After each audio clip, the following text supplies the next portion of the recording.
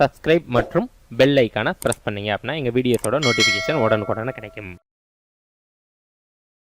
சதவீதம் டாப்பிக்கில் வரக்கூடிய அனைத்து கணக்குகளுமே நம்ம ரொம்ப ஈஸியாக பண்ணணும் அப்படின்னா நம்ம ஃபஸ்ட்டு 2% டேபிளும் நல்லா படிச்சிருக்கணும். ஸோ அதுக்கான வீடியோஸும் கீழே டிஸ்கிரிப்ஷனில் லிங்க் கொடுத்துருக்கோம். ஸோ அதை நீங்கள் ஃபஸ்ட்டு பார்த்துட்டு அதுக்கப்புறம் இந்த வீடியோஸை பார்க்க ஆரம்பிங்க. முதல் கேள்வி, ரூபாய் 68இல் 25% காண்க அப்படின்னு சொல்லியிருக்காங்க. ஸோ பர்சன்டேஜ் டேபிளில் 25%க்கு என்ன வேல்யூ இருக்குன்னா 1/4. ஸோ 68 × 1/4 தான் நமக்கு ஆன்சராக வரும். ஸோ 4ஆல் இதை அடித்து கொடுத்தோம் அப்படின்னா ஒரு நாளாக 4 மீதி 2 28 7 நாளாக 28. ஸோ ரூபாய் 17 தான் ஆன்சர். ஸோ 25% அப்படின்னு கேட்டால் 4ஆல் அடித்து கொடுத்துட வேண்டியதான். ஸோ இது வந்து ரொம்ப பேசிக்கான கணக்குகள் தான் ஃபஸ்ட்டு பார்ப்போம். ஸோ பேசிக்கு, அதுக்கப்புறம் இன்டர்மீடியேட், அடுத்து கொஞ்சம் ஹார்டான கணக்குகள் எல்லாமே நம்ம பார்த்துக்கிட்டே வருவோம். இரண்டாவது கேள்வி, 300இன் 20% ஈக்குவல் டு எவ்வளவு அப்படின்னு கேட்டிருக்காங்க. 20% அப்படின்னா பர்சன்டேஜ் டேபிளில் நம்ம வேல்யூ மனப்பாடம் பண்ணியிருப்போம் 1/5. ஸோ இது மனப்பாடம் பண்ணாமல் நீங்கள் எழுதலாம். 20% அப்படின்னா 20/100 அப்படின்னு போடலாம். ஆனால் இந்த வேல்யூ எல்லாமே நீங்கள் மனப்பாடம் பண்ணி வச்சுருந்தீங்கன்னா அடுத்து வரக்கூடிய கணக்குகள் எல்லாமே நீங்கள் ரொம்ப வேகமாக பண்ணலாம். ஸோ இதை நம்ம கேள்வியை பொறுத்த வரைக்கும் சில பேருக்கு டவுட் வரும், 20/100 போடுறதா 100/20 போடுறதா, அந்த மாதிரி டவுட்ஸ்லாம் வரும்.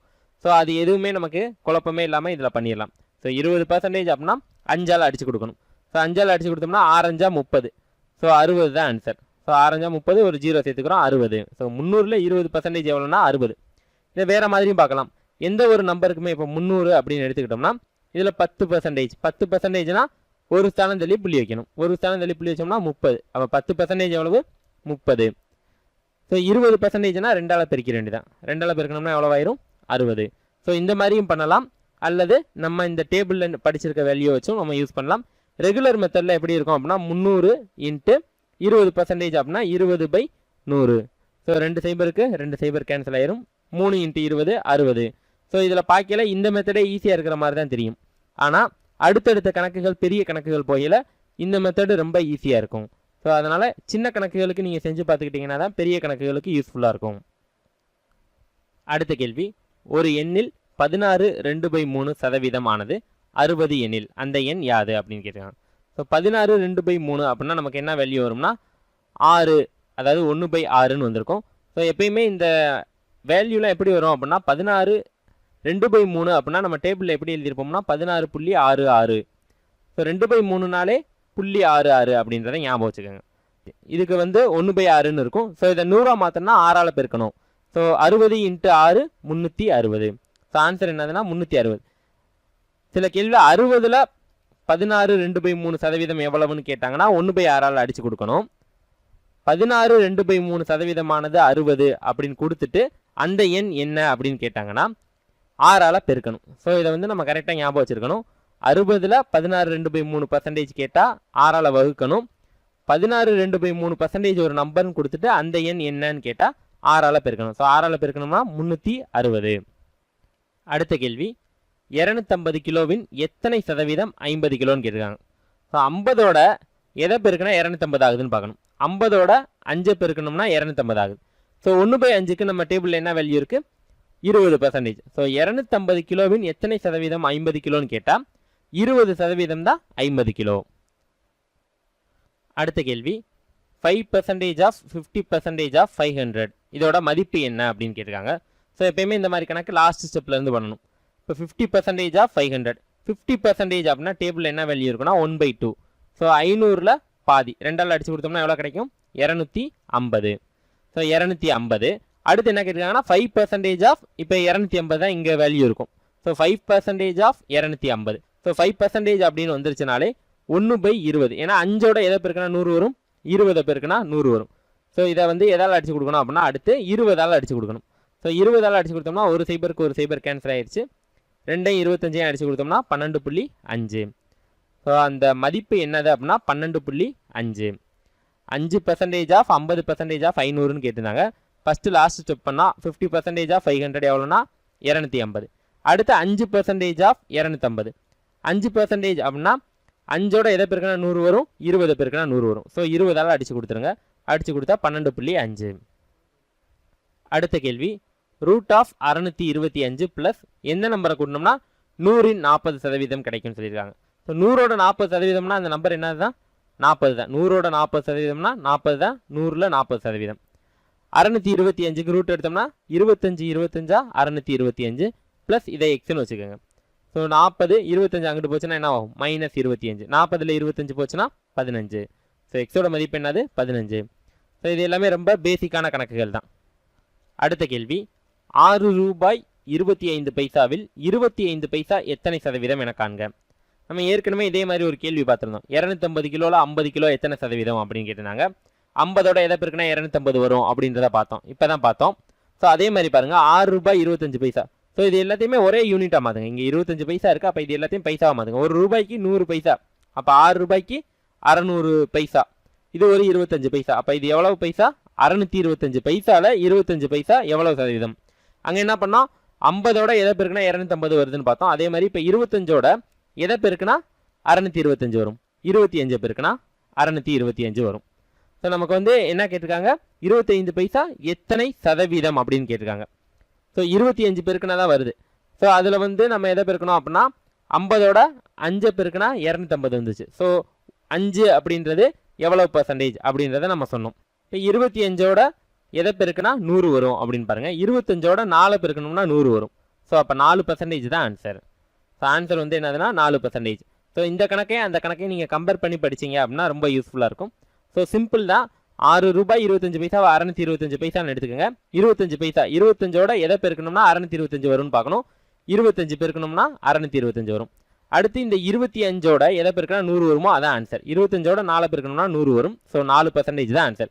ஸோ இந்த பர்சன்டேஜ் டேபிள், அதுக்கப்புறம் இந்த மாதிரி ஒரு 10 கணக்கு நீங்கள் பார்த்துட்டீங்கனாலே அடுத்தடுத்த கணக்குகள் இதே மாதிரி வர்றதை உங்களால் ஐடென்டிஃபை பண்ண முடியும்.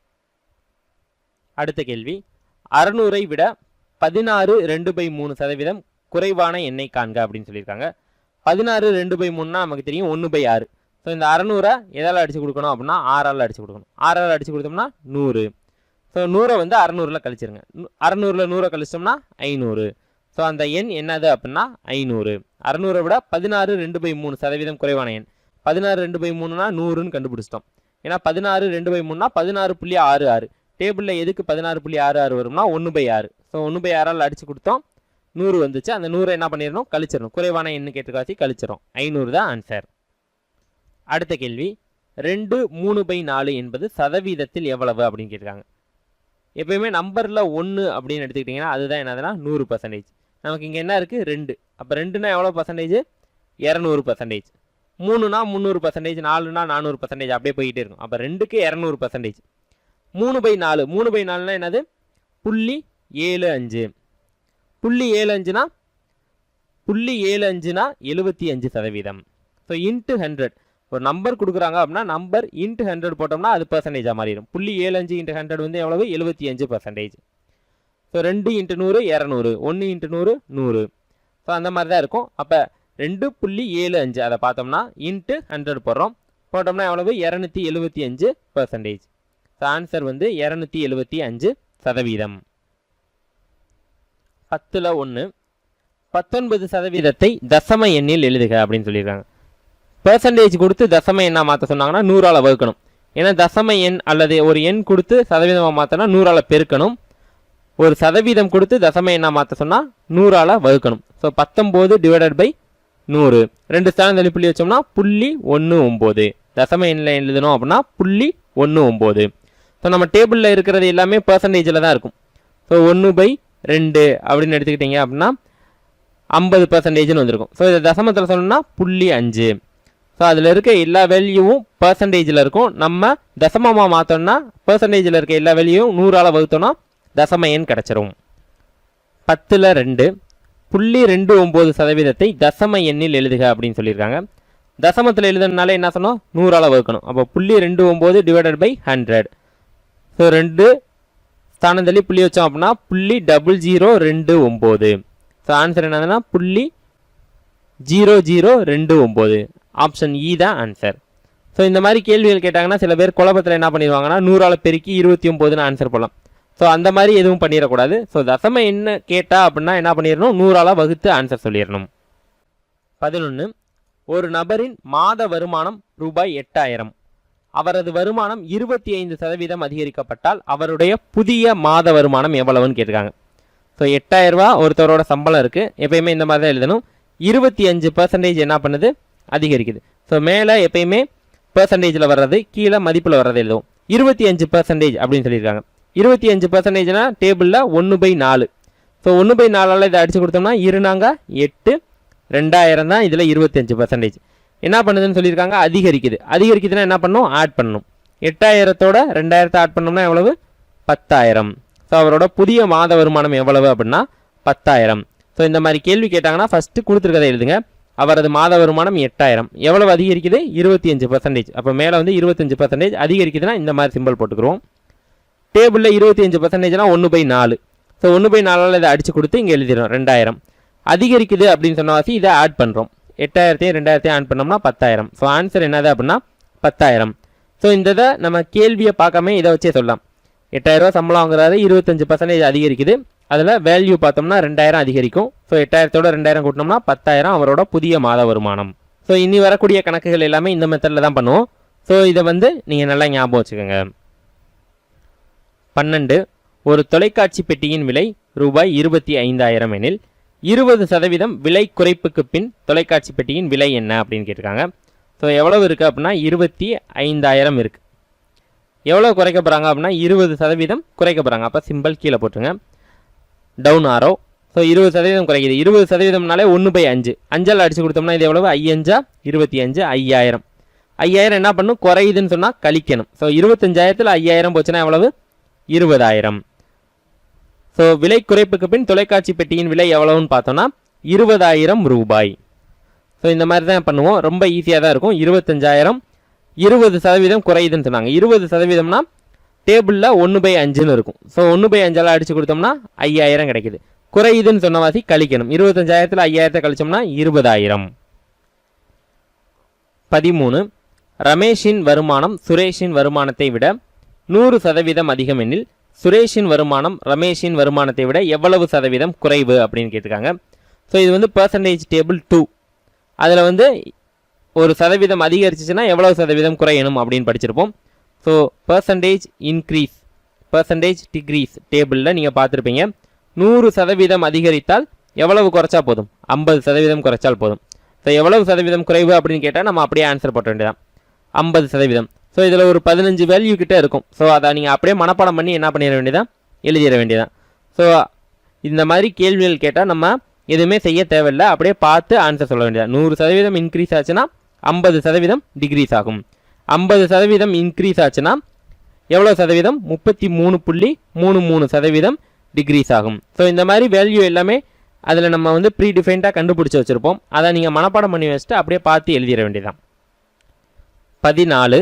ராமின் மதிப்பெண் ரமேஷின் மதிப்பெண்ணை விட 20% குறைவு எனில் ரமேஷின் மதிப்பெண் ராமின் மதிப்பெண்ணை விட எவ்வளவு சதவீதம் அதிகம் அப்படின்னு கேட்டிருக்காங்க. ஸோ அதே பர்சன்டேஜ் டேபிளில் நீங்கள் பாருங்கள், பர்சன்டேஜ் டேபிள் இன்க்ரீஸ் டிக்ரீஸ் டேபிள்னு சொல்லுவோம். ஸோ இதில் பர்சன்டேஜ் இன்க்ரீஸ் டிக்ரீஸ் இங்கிட்டு இருக்கும். ஸோ இப்போ வந்து நமக்கு 20% குறைவு அப்படின்னு கொடுத்துருக்காங்க. ஸோ 25% இன்க்ரீஸ் ஆச்சுன்னா 20% டிக்ரீஸ் ஆகும். ஸோ 20% டிக்ரீஸ் ஆச்சுன்னா எவ்வளவு இன்க்ரீஸ் ஆகும்னு தான் கேட்டிருக்காங்க. ஸோ ரமேஷின் மதிப்பெண் ராமின் மதிப்பெண்ணை விட எவ்வளவு சதவீதம் அதிகம்னு கேட்டிருக்காங்க. 20% குறைவு. ஸோ 20% இங்கே குறைஞ்சிருக்கு, இதுக்கு எவ்வளோ கூடணும், 25%. ஸோ ஆன்சர் என்னதுன்னா 25%. ஸோ இந்த இதில் நீங்கள் கரெக்டாக வேல்யூ பார்க்கணும். போன கணக்கில் பார்க்கல 100% இன்க்ரீஸு டிக்ரீஸில் தான் நம்ம பார்த்தோம். எவ்வளோ சதவீதம் குறையணும் அப்படின்னு கேட்டிருந்தாங்க, 50%ன்றதை ஆன்சராக சொன்னோம். இந்த தடவை 20% குறைவுன்னு கொடுத்துட்டாங்க, எவ்வளவு சதவீதம் அதிகரிக்கணும் அப்படின்னு கேட்டிருக்காங்க, 25%. ஸோ இந்த ஒரு சின்ன இந்த சேஞ்சு தான், ஆனால் ஆன்சர் மாறி போயிடும். ஸோ அதனால் இது ரெண்டுக்குமே ஒரே ஆன்சர் வராது. ஸோ ரெண்டுக்குமே வேறு வேறு ஆன்சர் வரும். அதனால் கரெக்டாக பார்த்து நம்ம ஆன்சர் சொல்லணும். 15.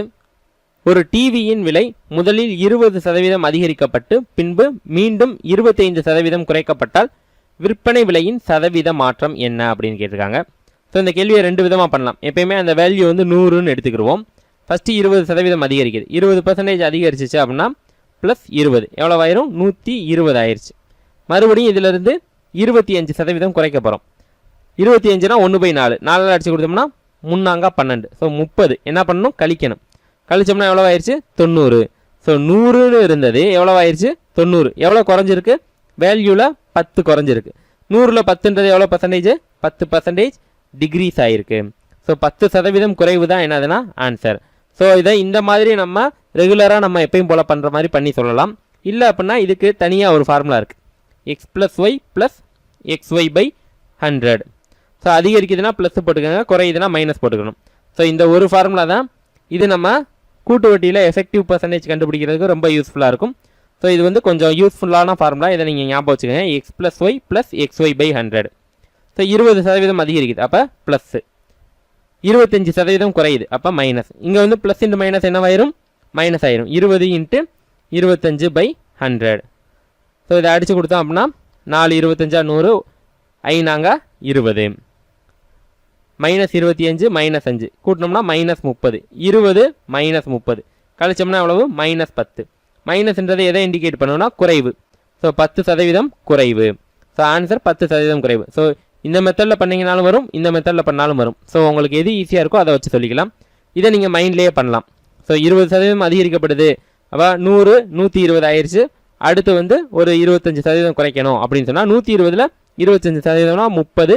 30 கழிச்சோம்னா 90. 100 இருந்துச்சு 90 மாறிடுச்சு. 10 குறைஞ்சிருக்கு. 100ல் 10ன்றது 10%. இது எல்லாமே நீங்கள் மைண்ட்லேயே நம்ம என்ன பண்ணலாம், ஸ்டெப் பை ஸ்டெப்பாக நீங்கள் சொல்லி பார்க்கலாம். ஸோ இந்த இதை நீங்கள் ட்ரை பண்ணி பாருங்கள். இது பெருசாக இருக்கிற மாதிரி தெரியும், ஆனால் இதை மைண்டில் பண்ண முடியும், இதை மைண்டில் பண்ண முடியாது. 16. ஒரு பேனாவின் விலை முதலில் 30% அதிகரிக்கப்பட்டு அதன் பின்பு 20% அதிகரிக்கப்பட்டால் முடிவாக அதிகரிக்கப்பட்ட சதவீதம் எவ்வளவு அப்படின்னு கேட்டிருக்காங்க. ஸோ 30 20 கூட்டி 50ன்னு ஆன்சர் போட்டக்கூடாது. இது வந்து அடுத்தடுத்த மாற்றங்கள். ஸோ இதே மெத்தட்லேயே பண்ணலாம். 100 ஃபஸ்ட்டு வந்து 30% என்ன பண்ணுது? அதிகரிக்குது. ஸோ ப்ளஸ் 30, 130 ஆயிடுச்சு. அடுத்து மறுபடியும் ஒரு 20% அதிகரிக்குதுன்னு சொல்லியிருக்காங்க. ஸோ 20% அதிகரிக்குது அப்படின்னா 10% 13. 20%னா 2ஆல் பெருக்கிடுங்க. 13 × 2 26. ஸோ கூட்டினோம்னா எவ்வளோ ஆயிடுச்சு? 156. 100 இருந்துச்சு, இப்போ எவ்வளோ ஆயிடுச்சு? 156. எவ்வளோ கூடியிருக்கு? 56. 100ல் எப்பயுமே எவ்வளோ பர்சன்டேஜ் ஒரு நம்பர் கேட்டாங்கன்னா அதுதான் அதோட பர்சன்டேஜ். 56% தான் என்னது ஆன்சர். ஸோ எவ்வளவு சதவீதம் அதிகரிக்கப்படுது அப்படின்னா 56%. ஸோ இதையும் நீங்கள் x + y + xy/100ல் போடலாம். 30 + 20 + 30 × 20/100. ஸோ அடித்து கொடுத்தோம்னா 5 6 30. 30 20 50. 50 + 6 56. ஸோ இதில் போட்டாலும் ஆன்சர் வரும், இதில் பண்ணிங்கனாலும் ஆன்சர் வரும். ஸோ உங்களுக்கு எதில் ஈஸியாக இருக்கோ அதில் பண்ணிக்கலாம். 17. ஒரு பொருளின் விலை இரு தடவை முறையே 40% மற்றும் 10% குறைக்கப்படுகிறது எனில் முடிவாக பொருளின் குறைக்கப்பட்ட சதவீதம் எவ்வளவு? ஸோ இந்த கணக்கை நீங்கள் நம்ம 100 அப்படின்னு போட்டு கால்குலேட் பண்ணாலும் ஆன்சர் வரும். 100 ஃபஸ்ட்டு இருக்குது, 40% குறைக்கிறாங்கன்னு வச்சுக்கிறோம். 40% குறைக்கிறோம்னா -40 கழிச்சிட்டோம்னா 60. அடுத்து ஒரு 10% என்ன பண்ணணும்னு சொல்கிறாங்க? குறைக்க சொல்கிறாங்க. 10% எவ்வளவு? 6 -6. 60ல் 6 போச்சுன்னா 54. ஸோ இங்கேருந்து இதை எவ்வளோ குறைஞ்சிருக்கு அப்படின்னு பாருங்கள். 100 இருக்கிறது 54 ஆயிடுச்சு. ஸோ எவ்வளோ குறைஞ்சிருக்கு? 46 குறைஞ்சிருக்கு. பெர்சன்டேஜில் சொன்னாலும் 46% குறைஞ்சிருக்கு. ஸோ ஆன்சர் என்னது அப்படின்னு பார்த்தோம்னா 46%. ஸோ இதை நம்ம x + y + xy/100லையும் பண்ணலாம். ஸோ அதில் பண்ணணும் அப்படின்னா ரெண்டையுமே மைனஸில் பண்ணணும். ஸோ -40 ஏன்னா குறையுது, 10 குறையுது, -10. அடுத்து இங்கே எழுதியில் மைனஸ் இன்ட்டு மைனஸ் ப்ளஸ் ஆயிரும். 40 × 10 ரெண்டுமே குறையுதுன்னு சொன்னாங்கன்னா மைனஸ் இன்ட்டு மைனஸ் ப்ளஸ் ஆயிடுச்சு. /100. 0 0 இங்கேயும் 0 0. இப்போ -50 + 4. 50ல் 4 போச்சுன்னா 46. -46. மைனஸ்ன்றது எதை இண்டிகேட் பண்ணும்? குறையிறது. ஸோ 46% குறைக்கப்பட்ட சதவீதம். 18. சரவணின் சம்பளம் முதலில் 50% குறைக்கப்பட்டு பின்பு 50% அதிகரித்தால் சரவணனின் நஷ்ட சதவீதம் எவ்வளவுன்னு கேட்குறாங்க. ஸோ இதை வந்து நம்ம x + y அந்த ஃபார்முலாலே ஸ்ட்ரெயிட்டாக போட்டுருவோம். முதல்ல வந்து 50% என்ன பண்ணுறாங்க? குறைக்கிறாங்க. ஸோ -50. அடுத்து வந்து 50% அதிகரிக்கிறாங்க. இங்கே வந்து -50 × 50 /100. ஸோ எப்பயுமே இந்த மாதிரி கேட்டாங்க அப்படின்னா ஆன்சர் வந்து நஷ்டம்தான் ஆகும். 50% கூட்டி 50% குறைச்சா. ஸோ இதை நம்ம ரெகுலராக பண்ணணும் அப்படின்னா -50² அப்படின்னு போட்டுருவோம். ஸோ ஏன்றதை இங்கே எக்ஸ்பிளைன் பண்ணியிருக்கோம். -50 + 50 கேன்சல் ஆயிரும். ஸோ எப்பயுமே -50² இதை நீங்கள் ஸ்ட்ரெயிட்டாகவே போட்டலாம். ஸோ எப்படி வந்துச்சுன்றதை சொல்கிறோம். ஸோ ஒரு இது கூடுது, ஒரு இது குறையுது, ரெண்டுமே ஒரே வேல்யூ கொடுத்துருந்தாங்கன்னா ஸ்ட்ரெயிட்டாக இதுக்கு தனியாக நீங்கள் போட்ட வேண்டியதான். -50² /100. ஸோ -50. அப்போ 50 × 50/100. 2 0க்கு 2 0 கேன்சல் ஆயிடுச்சு. அப்போ 5² எவ்வளவு? 25. இப்போ -25%. அதாவது 25% என்ன பண்ணுதும்? நஷ்டமாகும். ஸோ சரவணன் நஷ்ட சதவீதம் எவ்வளோன்னு கேட்டால் 25%. ஸோ இந்த மாதிரி கணக்குக்கு எப்பயுமே ஆன்சர் என்னது தான்? நஷ்டம் தான். அது எவ்வளவு அப்படின்னு பார்த்தோம்னா இந்த கணக்கு 25%. ஸோ ஃபார்முலா மாதிரி ஞாபகம் வைக்கணும்னா -x²/100 அப்படின்னு ஞாபகம் வச்சுங்க. எக்ஸ்ன்றது அவங்க கொடுத்துருக்க வேல்யூ. 19. அம்பானியின் சம்பளம் முதலில் 10% அதிகரிக்கப்பட்டு பின்பு 10% குறைக்கப்பட்டால் அம்பானிக்கு ஏற்பட்ட லாப அல்லது நஷ்ட சதவீதம் என்ன அப்படின்னு கேட்டிருக்காங்க. லாப அல்லது நஷ்ட சதவீதம் எப்பயுமே நஷ்டம் தான் ஏற்படும். இந்த மாதிரி நடந்துச்சுன்னா என்ன சொல்லியிருக்கோம்? நஷ்டம் தான் ஏற்படும். இப்போ 10² -10²/100. 10² தான் என்னது? 100. ஸோ அடித்து கொடுத்தோம்னா என்ன தான் கிடைக்குது? -1. -1 அப்படின்றது என்னது? 1% நஷ்டம். ஆன்சர் 1% நஷ்டம். ஸோ இந்த மாதிரி கேள்வி கேட்டாங்கன்னா ஜஸ்ட்டு ஸ்கொயர் பண்ணி நீங்கள் போட வேண்டியது. ஆன்சர் எப்பயுமே என்ன தான்? நஷ்டம் தான். 20. பாலின் விலை 25% அதிகரிக்கப்பட்டால் செலவை அதிகரிக்காமல் எத்தனை சதவீதம் பாலின் பயன்பாட்டை குறைக்க வேண்டும்? So percentage increase, percentage degrees table பாருங்கள். 25% அதிகரிக்கப்பட்டால் 20% என்ன பண்ணால் போதும்? குறைச்சா போதும். ஸோ இந்த இது டேபிளில் நீங்கள் பார்த்தே சொல்லிடலாம். 25% இன்க்ரீஸ் ஆச்சுன்னா எவ்வளோ டிக்ரீஸ் பண்ணால் போதும்? 20% டிக்ரீஸ் பண்ணால் போதும். ஸோ ஆன்சர் வந்து எவ்வளவு அப்படின்னா 20%. ஸோ இந்த டேபிள் மட்டும் கீழே டெஸ்கிரிப்ஷனில் லிங்க் இருக்கும். அதை நீங்கள் டவுன்லோட் பண்ணி பார்த்து என்ன பண்ணிடுங்க, மனப்பாடம் பண்ணிட்டீங்க அப்படின்னா ரொம்ப ஈஸியாக ஆன்சர் பண்ணிடலாம். ஸோ ஜஸ்ட் அங்கே கேள்வி இருக்கும். அது எவ்வளோ பெரிய கேள்வியாக இருந்தாலும் ஆன்சர் என்ன தான்? அப்படியே நம்ம 25னா 20 அவ்வளோதான். 21. அரிசியின் விலை 40% குறைக்கப்பட்டால் செலவை குறைக்காமல் எவ்வளவு சதவீதம் அரிசியை அதிகமாக பயன்படுத்தலாம்னு கேட்டிருக்காங்க. ஸோ 40% குறைக்கப்பட்டால் செலவை குறைக்காமல் எவ்வளவு சதவீதம் அரிசியை அதிகமாக பயன்படுத்தலாம்? ஸோ 40 அப்படின்னு கொடுத்துட்டாங்கனாலே 66.66%. ஸோ இது நீங்கள் டேபிளில் நீங்கள் என்ன பண்ணிடணும்? மனப்பாடம் பண்ணிடணும். 40% குறைஞ்சா எவ்வளவு இன்க்ரீஸ் பண்ணணும் அப்படின்னு கேட்டால் 66.66. 66.66 அந்த 0.66 என்னன்னு சொல்லியிருக்காங்க? 2/3. ஸோ இது மாதிரி நீங்கள் எல்லா கணக்குமே இந்த மாதிரி நீங்கள் பார்த்தோன்னே ஆன்சர் சொல்லிடலாம். அந்த டேபிள் மட்டும் நீங்கள் மனப்பாடம் பண்ணணும். 22. கோதுமையின் விலை 10% குறைவதால் ஆறுமுகத்தால் ரூபாய் 100க்கு 5 கிலோ கோதுமை அதிகமாக வாங்க முடிந்தால் கோதுமையின் உண்மை விலை என்ன அப்படின்னு கேட்டிருக்காங்க. ஸோ 10% விலை குறையுது, அதனால் அவரால் 5 கேஜி கோதுமை அதிகமாக வாங்க முடிஞ்சிருக்கு. அதாவது விலை குறைக்கப்பட்டப்ப, இது விலை குறைப்பப்ப 100 ரூபாய்க்கு 100 ரூபா அப்படின்னு சொல்லி 100% மாற்றணும் விலையை. 10% 5 கிலோ கிடைக்குது. அப்போ 100%, அதாவது 100% தான் இந்த இடத்துல என்னது? ரூபாய். இங்கே கொடுத்துருக்க ரூபாய் தான் எப்பயுமே என்னதுன்னா 100%. இந்த இடத்துல 100 கொடுத்துட்டாசி கொஞ்சம் குழப்பமாக இருக்க மாதிரி இருக்கும். இதை 100% மாற்றினீங்கன்னா அதுதான் அந்த ரூபாயோட மதிப்பாக கிடைக்கும். 10ஆல் பெருக்கணும்னா 100% ஆயிரும். இங்கேயும் 10ஆல் பெருங்க, அப்போ 50 கிலோ. ஸோ 100 ரூபாய்க்கு எத்தனை கிலோ வாங்குகிறோம் அப்படின்னா குறைச்ச பின்னாடி, விலை குறைப்புக்கு பின்னாடி 100 ரூபாய்க்கு 50 கிலோ கிடைக்குது. விலை குறைப்புக்கு முன்னாடி, அதாவது உண்மையிலேயே கோதுமையோட விலை 100 ரூபாய்க்கு எத்தனை கிடச்சிருக்கோம் அப்படின்னா 5 கிலோ கம்மியாக தான் கிடச்சிருக்கும். 5 கிலோ கம்மியாக தான் கிடச்சிருக்கும். 45 கிலோ தான் முன்னாடி வாங்கிட்டு இருந்தோம். அப்போ 45 கிலோ 100 ரூபானா 1 கிலோ எவ்வளவுன்னு கேட்டால் 100/45. 5ஆல் அடித்து கொடுத்தோம்னா 20/9. தகாபின்னமாக இருக்குது. இதை கலாபின்னமாக மாற்றினோம்னா 20ல் எத்தனை 9 இருக்குது? 2 9 இருக்குது. 18 மீதி 2ன்னு வரும். 2/9. ஸோ ஆன்சர் என்னது? ரூபாய் 2 2/9. ஸோ கோதுமையோட உண்மை விலை தான் கேட்டிருக்காங்க. ரூபாய் 2 2/9. ஸோ இந்த இதை பொறுத்த வரைக்கும் உங்களுக்கு அந்த கான்செப்ட் புரிஞ்சிருக்கணும். ஸோ இந்த கான்செப்ட் புரிஞ்சிச்சு அப்படின்னா உங்களுக்கு ரொம்ப ஈஸியாக இதை பண்ணிடலாம். ஸோ இந்த மாதிரி கேள்விகள் வந்து குழப்பக்கூடிய மாதிரியே இருக்கும். ஆனால் இது எல்லாமே சிம்பிளான கான்செப்ட் தான். ஸோ 10% 5 கிலோ, அப்போ 100% இங்கே கொடுத்துருக்க அமௌண்ட்டு 100% தான் என்னது? இங்கே கொடுத்துருக்க அமௌண்ட். இதை ப்ராக்கெட்டில் கூட போட்டுருக்காங்க 100%. ஸோ 100 ரூபா 100%, இங்கே 250 ரூபா கொடுத்துருந்தா இங்கே 250 ரூபாய்க்கு 50 கிலோன்னு போடணும். ஆனால் பர்சன்டேஜ் என்ன தான்? 100 தான். ஸோ இந்த மாதிரி நீங்கள் அண்டர்ஸ்டாண்ட் பண்ணிங்கன்னா ரொம்ப ஈஸியாக பண்ணிடலாம். 23. அரிசியின் விலை 25% அதிகரிப்பதால் ஒருவர் ரூபாய் 400க்கு 20 கிலோகிராம் அரிசி குறைவாக வாங்க முடிகிறது எனில் அரிசியின் விலை 1 கிலோவிற்கு எவ்வளவு அதிகரிக்கப்பட்டுள்ளது அப்படின்னு கேட்டிருக்காங்க. ஸோ இந்த கேள்வி பார்த்தோம் அப்படின்னா நமக்கு போன கேள்வி மாதிரியே தான் இருக்குது. அதில் குறைஞ்சிச்சு, இதில் என்ன பண்ணியிருக்கு? விலை கூடி இருக்குது. ஸோ 25% அதிகரிக்குது. அதனால் 400 ரூபாய்க்கு 20 கிலோ அரிசி என்ன பண்ண முடியுதுன்னு சொல்கிறாங்க, குறைவாக வாங்க முடியுது அப்படின்னு சொல்லியிருக்காங்க. ஸோ இதை 100% மாற்றணும் அப்படின்னா என்னது, அதுதான் விலை.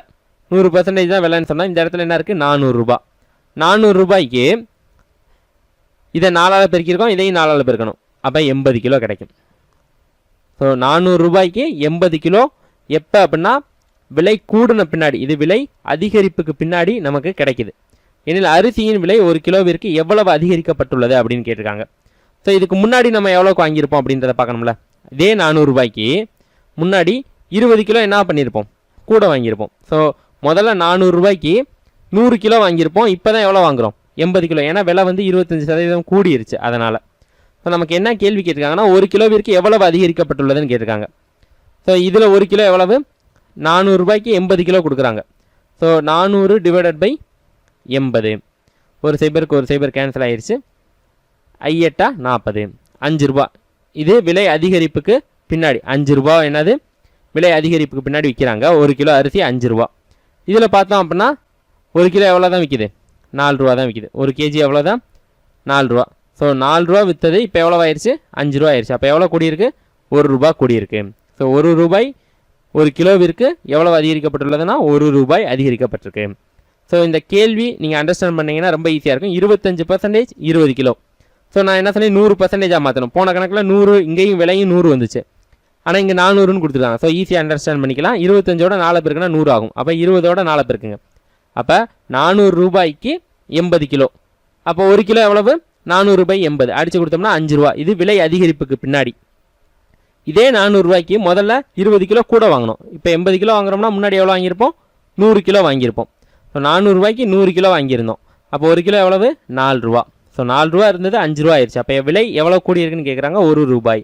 ஸோ இதை அண்டர்ஸ்டாண்ட் பண்ணிட்டீங்கன்னா ரொம்ப ஈஸியாக இதே மாதிரி கணக்குகள் எல்லாமே பண்ணிடலாம். ஸோ இந்த வீடியோவில் வந்து நம்ம கான்செப்ட் படி சதவீதத்தில் என்னென்ன கணக்குகள் இருக்கோ அது எல்லாமே பார்த்துக்கிட்டே வரோம். ஸோ இதை மட்டும் நீங்கள் அண்டர்ஸ்டாண்ட் பண்ணிட்டீங்கனாலே பர்சன்டேஜ்லேருந்து வேறு எந்த கணக்குமே வெளியில் போகாது. 24 ஏயின் 10% பியின் 12% சமம் எனில் ஏயின் 15% பியின் எவ்வளவு சதவீதத்திற்கு சமம். ஸோ இந்த கேள்வியை நீங்கள் ஃபஸ்ட்டு நல்லா அண்டர்ஸ்டாண்ட் பண்ணணும். இப்போ பியின் 12% ஏயின் சதவீதம் அப்படின்ற மாதிரி கொடுத்துருக்காங்க. ஸோ இதில் ஃபஸ்ட்டு நம்ம எதை அசியூம் பண்ணணும் அப்படின்றத கரெக்டாக எடுக்கணும். இப்போ பியை நம்ம என்ன பண்ணுவோம் அப்படின்னா 100ன்னு எடுத்துக்கிறோம். இப்போ பியில் 12%, அப்போ 12% ஆஃப் பி, 12% ஆஃப் பி எவ்வளவு, 12 தான். இது வந்து எதுக்கு சமம்னு சொல்லியிருக்காங்க, ஏயின் 10%. அப்போ 10% ஆஃப் ஏவும் என்னது தான், 12 தான். ஸோ 10% ஆஃப் ஏ வந்து 12 அப்படின்னா 100% எவ்வளவு, அதாவது ஏ எவ்வளவா இருக்கும் அப்படின்னா இதை 10ஆல் பெருக்கணும், இங்கிட்ட என்ன பண்ணணும் 10ஆல் பெருக்கணும். அப்போ ஏ எவ்வளவு அப்படின்னா 120. ஸோ இது எப்படி சொல்கிறோன்றதை பாருங்கள். 10% ஆஃப் ஏ வந்து 12 தான். ஒரு நம்பர் அப்படின்னா எப்பயுமே என்ன தான் 100%. அப்போ இதை 100ஆக மாற்றினா 10ஆல் பெருக்கும், இதையும் 10ஆல் பெருக்கும். அப்போ ஏ என்ன கிடச்சிருச்சு, 120 கிடச்சிருச்சு. அடுத்து என்ன கேட்டிருக்காங்கன்னா ஏயின் 15%. ஏ வந்து என்னது 120. இதில் 10% எவ்வளவு, 12, 5% 6. ஸோ 15% ஆஃப் ஏ வந்து பார்த்தோம் எவ்வளோனா 18. ஸோ இந்த 18ன்றது பியில் எவ்வளவு சதவீதத்திற்கு சமம்னு கேட்டிருக்காங்க. பி வந்து என்னது எடுத்திருக்கோம் 100, 100ல் 18 எவ்வளோ சதவீதம், 18%. ஸோ ஆன்சர் என்னது அப்படின்னா 18%. பின்றது 100ன்னு எடுத்துட்டோம். ஸோ 100ல் எப்பயுமே எந்த நம்பர் கேட்குறாங்களோ அதுதான் பர்சன்டேஜாகவும் வரும். ஸோ 100ல் 18 எவ்வளோ சதவீதம்னு கேட்டால் 18%. 25 ஒரு மாணவன் தேர்வில் தேர்ச்சி பெற 30% மதிப்பெண்கள் பெற வேண்டும். அவன் 30 மதிப்பெண்கள் எடுத்து 30 மதிப்பெண்கள் வித்தியாசத்தில் தோல்வியுற்றால் அந்த தேர்வுக்கான அதிகபட்ச மதிப்பெண்கள் எவ்வளவு அப்படின்னு கேட்டிருக்காங்க. ஸோ இந்த கேள்வி வந்து நம்ம ஏற்கனவே ஒரு வீடியோவில் போட்டிருக்கோம். ஸோ அதை நீங்கள் பார்த்தீங்கன்னா இன்னும் தெளிவாக அண்டர்ஸ்டாண்ட் ஆகும். ஸோ இது வந்து எப்பயுமே ஒரு சார்ட் மாதிரி போட்டுக்கோங்க. 0%லேருந்து 100% தான் மார்க் இருக்கும். ஸோ இதில் 30% மார்க் எடுத்தால் பாஸ்ன்னு சொல்லியிருக்காங்க. 30%, கீழே ஃபுல்லாக பர்சன்டேஜ் எழுதுகிறோம், மேலே ஃபுல்லாக மார்க் எழுதுகிற மாதிரி வச்சுக்கோங்க. இல்லை மேலே பர்சன்டேஜ் கீழே மார்க், அது நம்ம இஷ்டம், எப்படி வேணாலும் எழுதிக்கலாம். ஸோ இப்போ வந்து என்ன சொல்லியிருக்காங்க, 30 மார்க் எடுத்திருக்கான், 30 மதிப்பெண்கள் எடுத்திருக்கான். ஆனால் அது ஃபெயில் ஆகிட்டான், 30 மதிப்பெண்கள் வித்தியாசத்தில் தோல்வியுற்றான்னு சொல்லிட்டாங்க. ஸோ இப்போ 30 மார்க் இங்கே எடுத்திருக்கான், ஆனால் இந்த கேப்பே எவ்வளோ சொல்கிறாங்க, 30ன்னு சொல்கிறாங்க. ஸோ இங்கே 0ல் ஆரம்பிக்கும், இங்கே என்ன முடியுது அப்படின்றதான் கேள்வி. இதுதான் அதிகபட்ச மதிப்பெண், 100% தான் அதிகபட்ச மதிப்பெண். ஸோ இங்கே 0லேருந்து 30 வரைக்கும் மார்க் எடுத்துட்டேன், அது போக இன்னும் 30 எடுக்கணும். ஸோ அப்போ இந்த 30%ன்றது எவ்வளவு? 60. ஸோ 30% 60 அப்படின்னு வச்சுக்கிட்டிங்கன்னா 10% எவ்வளவு? 3 அடிச்சு கொடுத்துருக்கோம். 3 அடித்தோம் அப்படின்னா 20. ஸோ அப்போ 100% தான் என்னது அதிகபட்ச மதிப்பெண். 100% எவ்வளவு? 200. ஸோ அதிகபட்ச மதிப்பெண்கள் எவ்வளவு தான் கேட்டிருக்கோம்? 200. ஸோ இது வந்து நீங்கள் அண்டர்ஸ்டாண்ட் பண்ணீங்க அப்படின்னா உங்களுக்கு எல்லா கேள்வியுமே ஒரே மாதிரி பண்ணிடலாம். ஃபார்முலாஸ் எதுவுமே நம்ம யூஸ் பண்ணல, ஜஸ்ட் அண்டர்ஸ்டாண்ட் பண்ணி நம்ம சொல்கிறோம். ஸோ 0%, 100% ஃபஸ்ட்டு போட்டாச்சு. 30% எடுத்தால் பாஸ்ன்னு சொல்லியிருக்காங்க. அவன் வந்து 30 மார்க் எடுத்து 30 மார்க் வித்தியாசத்தில் தோல்வி அடைஞ்சிட்டான். ஸோ 30 மார்க் வித்தியாசத்தில் அப்படின்றதுனால 30 மார்க்கு முன்னாடி போடுறோம். அவன் எடுத்த மார்க்கும் 30 தான். ஸோ இங்கேருந்து இது வரைக்கும் என்ன இருக்குது? 30. இது ஒரு 30. ஸோ 30 60. ஸோ 30%ன்றது எவ்வளோன்னு வருது? 60ன்னு வருது. ஸோ 30% 60 அப்படின்னா 10% எவ்வளவு? 2 பக்கெட்டு 3 அடிச்சு கொடுத்தோம்னா 20. 100%னா 2 பக்கெட்டு 10 பெருக்கிடுங்க. 100% 200. ஸோ அதிகபட்ச மதிப்பெண்கள் எவ்வளவு? 200. 26. ஒரு மாணவர் மொத்த மதிப்பெண்ணில் 33% பெற்றால் தேர்ச்சி பெறலாம். அவர் 125 மதிப்பெண்கள் பெற்றும் 40 மதிப்பெண்கள் குறைவால் தோல்வியுறுகிறார் எனில் அதிகபட்ச மதிப்பெண் என்ன? ஸோ அதே மாதிரி தான் கேள்வி. ஸோ இதை நல்லா அண்டர்ஸ்டாண்ட் பண்ணிக்கோங்க. 0லேருந்து என்ன பண்ண போகிறோம்? 100% வரைக்கும் கோடு போட்டாச்சு. 33% எடுத்தால் பாஸ்ன்னு சொல்கிறாங்க. 33% போட்டாச்சு. அவர் எவ்வளோ மார்க் எடுக்கிறாரு? 125 மார்க் எடுக்கிறாரு. ஸோ 125ன்றது இங்கே எங்கேயோ இருக்குது. இங்கேருந்து இது வரைக்கும் 0லேருந்து 125. 40 மதிப்பெண்கள் குறைவால் தோல்வி வருகிறார். ஸோ இவர் இன்னும் எவ்வளோ எடுக்கணும்னு சொல்கிறாங்க? 40 மார்க் எடுக்கணும்னு சொல்கிறாங்க. ஸோ அப்போ 33% அப்படின்றது எவ்வளவுனா 165 எனில் அதிகபட்ச மதிப்பெண் என்னன்னு தான் கேட்டிருக்காங்க. ஸோ இதை 100%ஆக மாற்றணும். ஸோ இந்த 33 165 கரெக்டாக அடிபடுது. ஏன்னா 5 33 தான் என்னது? 165. ஸோ இதை நம்ம பார்த்தாலே நீங்கள் அண்டர்ஸ்டாண்ட் பண்ணிக்கோங்க. இந்த மாதிரி கேட்கக்கூடிய கேள்வி எல்லாமே அடிபடுற மாதிரி தான் இருக்கும். ஸோ 330 பாதி தான் என்னது? 165. ஸோ அப்போ 1% அப்படின்றது எவ்வளவு? 5. அப்போ 100%னா 2 0 ஆட் பண்ணிக்க வேண்டியதான் 500. ஸோ ஆன்சர் என்னது? 500. அந்த தேர்வுக்கான அதிகபட்ச மதிப்பெண் எவ்வளோனா 500. ஸோ இந்த மாதிரி நீங்கள் கேள்வியை அண்டர்ஸ்டாண்ட் பண்ணிட்டீங்க அப்படின்னா நீங்கள் அண்டர்ஸ்டாண்டிங்லேயே பண்ணிடலாம், எந்த ஃபார்முலாஸும் தேவையில்லை. 27. ஏ என்பவர் 30% மதிப்பெண்கள் பெற்று 15 மதிப்பெண்களில் தோல்வி அடைகிறார். பி என்பவர் 40% மதிப்பெண்கள் பெற்று தேர்ச்சி பெற தேவையான மதிப்பெண்ணை விட 35% மதிப்பெண்கள் 35 மதிப்பெண்கள் அதிகம் பெறுகிறார் எனில் தேர்ச்சி சதவீதம் என்ன அப்படின்னு கேட்டிருக்காங்க. ஸோ இதுவும் அதே மாதிரி தான், எப்பயும் போல் ஒரு சார்ட் மாதிரி போட்டுட்டு 0%, 100%. ஒருத்தர் வந்து 30% மார்க் வாங்குறாரு. 30% வாங்குறாரு. அப்படி வாங்கினாலும் அவர் 15 மார்க் வித்தியாசத்தில் தோல்வி அடைஞ்சிறாரு. ஸோ தோல்வி அடைகிறது இங்கே எங்கேயாவது இருக்குன்னு வச்சுக்கிறோம். ஸோ இதுதான் பாஸ் மார்க் அப்படின்னு வச்சுக்கிறோம். ஸோ இதை தாண்டினா பாஸ் மார்க், இது எடுத்தால் பாஸ் மார்க், இதை விட கூட எடுத்தால் பாஸ் மார்க். ஸோ இவருக்கு வந்து இன்னும் எவ்வளோ தேவைப்படுது? 15 மார்க் இன்னும் குறைவாக இருந்திருக்கு. அதை 30% எடுத்தாலும் 15 மார்க் கம்மியாக இருந்திருக்கு. இன்னொருத்தவர் 40% எடுத்திருக்காரு. அவர் வந்து தேர்ச்சி பெற தேவையான மதிப்பெண்ணை விட 35 மதிப்பெண்கள் அதிகம் பெறுகிறார்னு சொல்லியிருக்காங்க. ஸோ அப்போ அவர் கண்டிப்பாக என்ன பண்ணிட்டாரு? பாஸ் ஆகிட்டார். ஸோ இங்கே தான் என்ன இருக்குது? 40% இருக்குது. ஸோ பாஸ் மார்க்கை விட அவர் எவ்வளோ கூட எடுத்துட்டார் அப்படின்னா 35 மதிப்பெண்கள் அதிகம் பெற்று விட்டார். ஸோ 30%க்கும் 40%க்கும் வித்தியாசம் எவ்வளோன்னு பார்த்தோம்னா 10%. இந்த வித்தியாசம் எவ்வளோ இருக்குது? இது ஒரு 15, இது ஒரு 35, கூட்டினோம்னா 50. ஸோ 10% 50னா 100% எவ்வளவு? 500. நமக்கு என்ன கேட்டிருக்காங்க அப்படின்னா தேர்ச்சி சதவீதம் என்ன அப்படின்னு கேட்டிருக்காங்க. தேர்ச்சி பெற மார்க் எவ்வளோன்னு கேட்டிருக்காங்க. ஸோ இப்போ நம்ம வந்து 100% வந்து என்னது மொத்த மார்க்கு தான் கண்டுபிடிச்சிருக்கோம். மொத்த மார்க்கு 500 வந்திருக்கு. ஸோ அதிகபட்ச மதிப்பெண் கேட்டிருந்தாங்கன்னா நம்ம இதை ஆன்சராக போட்டலாம். இதுக்கு முன்னாடி கேள்வியில் ஃபுல்லாக அதான் கேட்டிருந்தாங்க. ஆனால் இந்த கேள்வியில் என்ன கேட்டிருக்காங்க அப்படின்னா தேர்ச்சி சதவீதம் என்னன்னு கேட்டிருக்காங்க. ஸோ இப்போ 30% விட எவ்வளவு கூட இருக்குது அல்லது 40% விட எவ்வளவு கம்மியாக இருக்குன்றதை கண்டுபிடிக்கணும். 30% விட 15 மார்க் கூட இருக்குது. 15ன்றது எவ்வளோ பர்சன்டேஜ் கண்டுபிடிக்கணும். 1% எவ்வளவு? 5. 10% 50னா 1% 5. ஸோ அப்போ 3% 3ஆல் பெருக்கணும்னா எவ்வளோ கிடச்சிருது? 15. ஸோ 30% இருக்குது, இது 15 மார்க். 15ன்றது பர்சன்டேஜில் எவ்வளோனா 3%. ஸோ அப்போ பாஸ் பர்சன்டேஜ் எவ்வளவு? 33%. ஸோ ஆன்சர் என்னது அப்படின்னா 33%.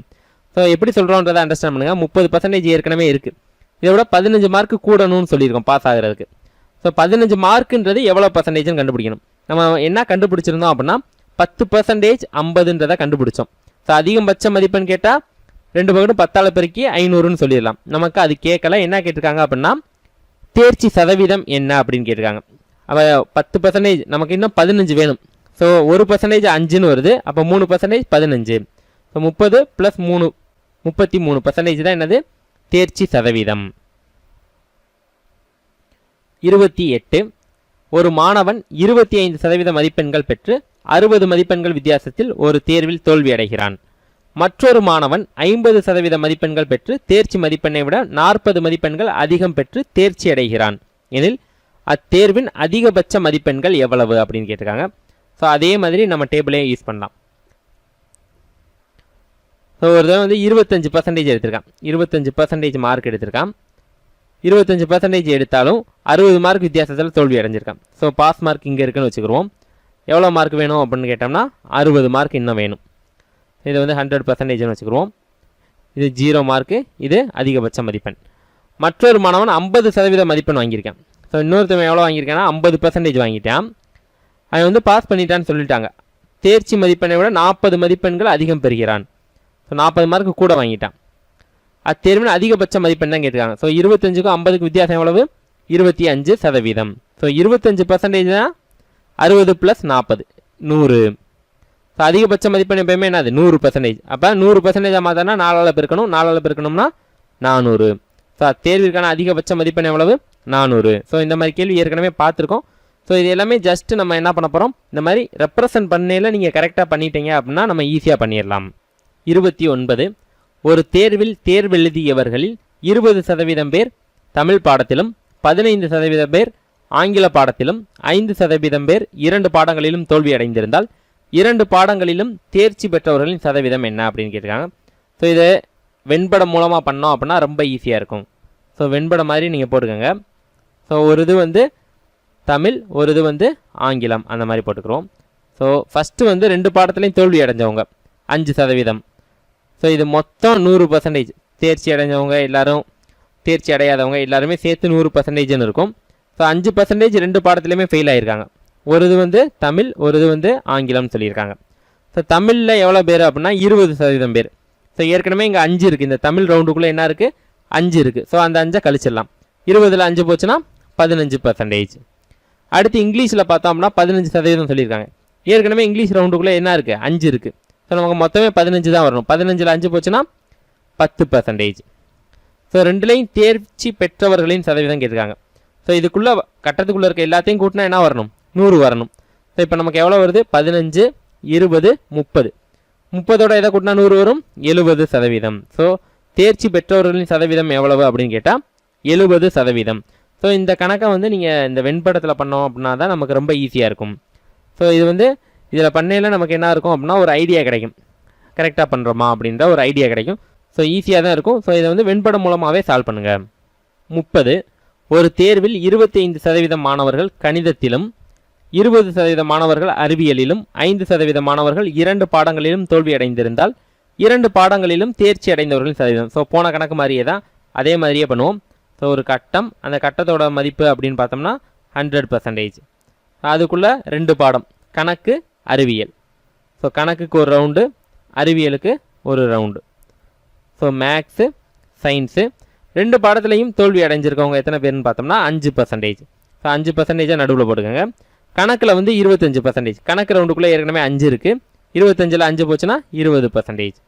அதே மாதிரி சயின்ஸில் மட்டும் எவ்வளோ அப்படின்னு பார்த்தோம் அப்படின்னா 20ல் 5 கழிச்சோம்னா சயின்ஸ் மட்டும் கிடச்சிடும். சயின்ஸ் மட்டும் எவ்வளோ வேறுனா 15%. ஏன்னா 20ல் 5 கழிச்சு தான் எழுதணும். மட்டும் அப்படின்னா இதை மட்டும் கழிச்சு எழுதிடணும். மொத்தம் வந்து 100%. 20, 25, 30, 40% வந்துருச்சு. வெளியில் எவ்வளோ இருக்கும்? 60% இருக்கும். 2 பாடங்களையும் அப்போ தேர்ச்சி அடைந்தவங்க சதவீதம் 60%. ஸோ இந்த இது வந்து நீங்கள் ஈஸியாக பண்ணிடலாம். ஸோ வெண்படத்தில் நீங்கள் பண்ணோம் அப்படின்னா நம்ம அண்டர்ஸ்டாண்ட் பண்ணி ஈஸியாக எழுதிடலாம். 31 இருவர் போட்டியிட்ட ஒரு தேர்தலில் ஒரு வேட்பாளர் 30% ஓட்டுகள் பெற்று 500 ஓட்டுகள் வித்தியாசத்தில் தோல்வி அடைந்திருந்தால் அத்தேர்தலில் பதிவான மொத்த ஓட்டுகளின் எண்ணிக்கையை காண்க அப்படின்னு சொல்லியிருக்காங்க. மொத்த ஓட்டு எப்பயுமே என்னதான் இருக்கும் அப்படின்னா 100% இருக்கும். இதில் இவர் எவ்வளோ வாங்கியிருக்காருன்னு சொல்கிறாங்க? 30% வாங்கியிருக்காங்க. இருவர் தான் போட்டிடுறாங்க. அப்போ இன்னொருத்தவர் தான் எவ்வளோ வாங்கியிருப்பார்? 70% வாங்கியிருப்பார். இவர் 30% வாங்கினா அவர் 70% வாங்கியிருப்பார். ஓட்டுகள் பெற்று 500 ஓட்டுகள் வித்தியாசத்தில் தோல்வி அடைந்திருந்தாலும் சொல்லியிருக்காங்க. ஸோ அப்போ இவரை விட இவர் எவ்வளோ கம்மியாக வாங்கியிருக்காரு, 500 ஓட்டு கம்மியாக வாங்கியிருக்காரு. ஸோ இது ரெண்டுக்கும் வித்தியாசம்னு சொல்லிட்டாங்க. 70க்கும் 30க்கு வித்தியாசம் எவ்வளவு, 40%. 40% தான் என்ன எவ்வளவு, 500. ஸோ 10% அப்படின்னா 4ஆல் அடித்து கொடுத்துடலாம். 4ஆல் அடித்து கொடுத்தோம் அப்படின்னா ஒவ்வொரு நாளாக 4, மீதி 10னா 2 8, 5 20. ஸோ 10% 125. அப்போ மொத்த ஓட்டு 100%. ஒரு சைபர் சேர்த்துட்டோம் அப்படின்னா 1250. ஸோ மொத்த ஓட்டுகளின் எண்ணிக்கை என்ன அப்படின்னு பார்த்தோம்னா 1250. ஸோ சிம்பிளாக அண்டர்ஸ்டாண்ட் பண்ணிக்கலாம். மொத்த ஓட்டு 100%. ஒருத்தர் 30% வாங்குறாரு, அப்போ இன்னொருத்தர் எவ்வளோ வாங்கியிருப்பாரு, 70. வித்தியாசம் தான் கொடுத்துருக்காங்க. 70 - 30 எவ்வளவு, 40% தான் 500 ஓட்டு. ஸோ 40% 500னா 100%ஆக மாற்றோம்னா 10 மாற்றிட்டு 100 மாற்றணும்னா ஈஸியாக இருக்கும். 32. ஒரு நகரத்தின் மக்கள் தொகை ஆண்டொன்றுக்கு 10% வீதம் அதிகரிக்கிறது. தற்போதைய மக்கள் தொகை 6,05,000 எனில் 2 ஆண்டுகளுக்கு பின் நகரத்தின் மக்கள் தொகை, 2 ஆண்டுகளுக்கு முன் நகரத்தின் மக்கள் தொகை காண்க அப்படின்னு சொல்லியிருக்காங்க. ஸோ 2 கொஸ்டின் கேட்டிருக்காங்க. ஸோ ஆன்சரை நீங்கள் ஃபஸ்ட்டு அண்டர்ஸ்டாண்ட் பண்ணுங்கள். இதில் வந்து 3மே ஒரே ஆன்சர் இருக்குது. இங்கே பார்த்தோம் அப்படின்னா எல்லாமே வேறு ஆன்சர் தான் இருக்குது. ஸோ இது 2 கேள்வியாக கேட்டிருந்தாலும் ஒரே கேள்வி தான். ஸோ நம்ம எல்லாமே வித்தியாசமாக இருக்கிறத கண்டுபிடிச்சோம்னா போதும். அதாவது இது 2 ஆண்டுகளுக்கு முன் நகரத்தின் மக்கள் தொகை கண்டுபிடிச்சிட்டோம் அப்படின்னா ஒரே ஒரு இது செஞ்சால் போதும். இதை மட்டும் கண்டுபிடிச்சிட்டோம் அப்படின்னா ஆன்சர் இதுக்கு பண்ண தேவையே இல்லை. ஸோ இதுக்கு என்ன ஆன்சர் வருதோ அதுதான் அதுக்கும் வரப்போகுது. ஏன்னா இது எல்லாமே என்னவா இருக்குது, வித்தியாசமாக இருக்குது. ஸோ நீங்கள் ஆன்சரை வச்சு தான் என்ன பண்ணணும், இதை பண்ணலாமா அல்லது அதை பண்ணலாமான்னு முடிவு பண்ணணும். ஸோ நம்ம வந்து இப்போ வந்து 2மே பார்த்துருவோம். நீங்கள் பரீட்சையில் செய்யலை என்ன பண்ணணும் அப்படின்னா 2 ஆண்டுகளுக்கு முன் நகரத்தின் மக்கள் தொகை மட்டும் கண்டுபிடிச்சாலே போதும். இது பண்ண தேவையில்லை, ஏன்னா டைம் வேஸ்ட் தான் இதை பண்ணுறது. இதுக்கே ஆன்சர் வந்துருச்சுன்னா ஒரே ஒரு ஆன்சர் தானே இருக்குது, எல்லாமே வித்தியாசமாக இருக்குல்ல. ஸோ அந்த மாதிரி நீங்கள் யோசிச்சுட்டு பண்ணணும். ஆப்ஷனை பார்த்துட்டு தான் கணக்கே செய்ய ஆரம்பிக்கணும். 2 ஆண்டுகளுக்கு முன்னே நம்மளும் செய்வோம். 2 ஆண்டுகளுக்கு முன் நகரத்தின் மக்கள் தொகையை கண்டுபிடிப்போம். 6,05,000 இருக்குது. இதில் வந்து 2 வருஷத்துக்கு முன்னாடி சொல்லியிருக்காங்க. எவ்வளோ பர்சன்டேஜ், ஒவ்வொரு வருஷம் 10% என்ன பண்ணுதுன்னு சொல்லியிருக்காங்க, இன்க்ரீஸ் ஆகுதுன்னு சொல்லியிருக்காங்க. So percentage increase degree stable எடுத்துக்கோங்க. 10% இன்க்ரீஸ் ஆச்சுன்னா எவ்வளோ டிகிரிஸ் ஆகணும்னு போட்டுக்கோம்னா 9.09% டிகிரிஸ் ஆகணும். 9.09னா ஒன்றும் இல்லை, 11 நாள் அடித்து கொடுக்க வேண்டியதான். ஸோ இங்கே இருக்கிற நம்பரை என்ன பண்ணுங்கள், 11 நாள் அடித்து கொடுங்க. ஸோ 11 நாள் அடித்து கொடுத்தோம் அப்படின்னா 9.09% டிகிரிஸ் ஆகும். ஸோ 11 நாள் அடித்து கொடுத்தோம்னா 5 11 55, மீதி 5 5 11 55, 3 0. ஸோ 55,000. ஸோ 10% ஒவ்வொரு வருஷமும் இன்க்ரீஸ் ஆகுதுன்னா பின்னாடி போயில என்ன பண்ணால் கழிக்கணும். ஸோ 55,000 என்ன பண்ணணும், கழிக்கணும். ஸோ கழிச்சோம் அப்படின்னா 6,05,000ல் 55,000. ஸோ 6,05,000ல் 5,000 போச்சுன்னா 6 லட்சம். 6 லட்சத்தில் 50,000 போச்சுன்னா 5,50,000. இதிலேருந்து மறுபடியும் என்ன பண்ணணும், 9.09% என்ன பண்ணணும், குறைக்கணும். ஸோ மறுபடியும் 11 நாள் அடித்து கொடுக்கணும். 11 நாள் அடித்து கொடுத்தோம்னா 5 11 55. அடுத்து என்ன பண்ணணும், ஒரு 4 0. எவ்வளோனா 50,000. 50,000 கழிச்சிட்டோம் அப்படின்னா எவ்வளோ வருது, 5 லட்சம். ஸோ 5 லட்சம் அப்படின்றது ஆன்சரில் ஒன்று தான் இருக்குது. ஸோ ஆன்சர் என்னது, 5 லட்சம். இது வந்து 2 ஆண்டுகளுக்கு பின்னாடி 7,32,050 இருக்கும்.